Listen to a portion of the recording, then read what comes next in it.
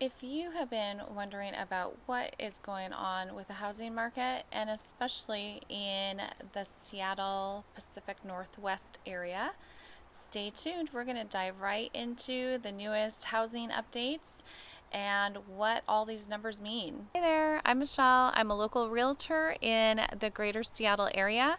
And if you'd like to connect, make sure to text or call or email. My information's in the description below as always. And before we get into it, I am looking forward to connecting with you to help you figure out what's your next move. And in this channel, we discover all about things related to the greater Seattle area, whether it be community videos, things to do, and market stats and how the housing market is doing. The last 2 years, when the pandemic started, really was an anomaly within the real estate industry.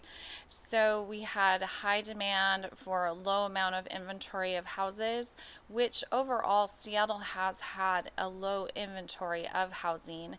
And we continue growing, and we are not caught up in our building yet. So housing still is actually in high demand, but right now we are definitely seeing a slowing trend of houses sitting on the market for longer periods of time. In addition to the numbers on days of market increasing, which means the houses are sitting longer before they actually go under contract, we are also seeing a lot of different things that we haven't seen for quite a while. So we're seeing a lot of home contingency offers, and we're also seeing price reductions. So you want to definitely keep your eye on those numbers. Paint a picture of how the industry is doing and how buyers are responding to the houses that are for sale right now.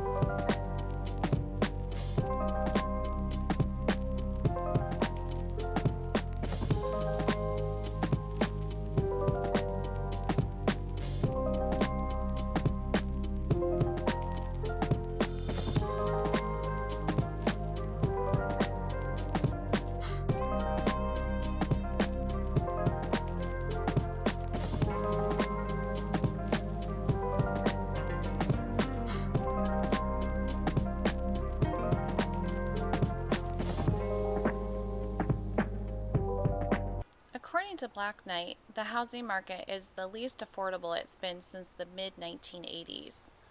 Both sellers and buyers are at risk at losing out in this type of a market, especially since the interest rates have increased several times over this year and are at risk of having further increases in the future.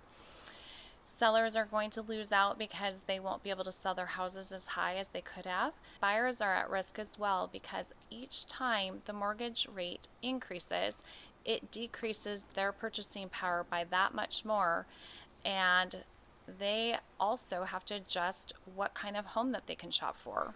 If the seller doesn't adjust their home price, they're not going to have a lot of buyers who are able to afford the monthly payment on their home that they're trying to sell. This snapshot is within the Northwest MLS database, and I have selected all active homes within King County, and I've also deferred to just residential homes, just to get a snapshot as to what is really happening on the market current day. This results in a total of 3,506 homes that are available for sale within King County.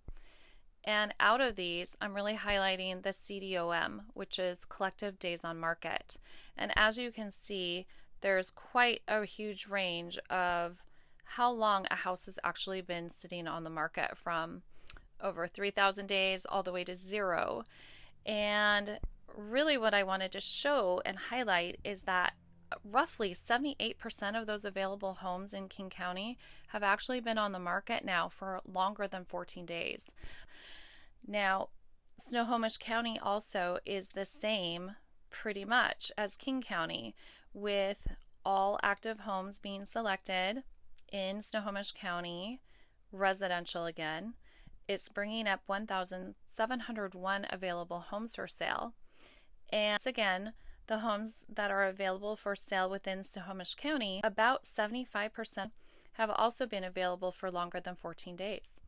That is a big difference from what we have seen just even a few months ago when houses were only on the market for anywhere from, in popular high demand areas, just 1 to 2 days, all the way up to the average more of 5 days. Is this the worst time to sell a house?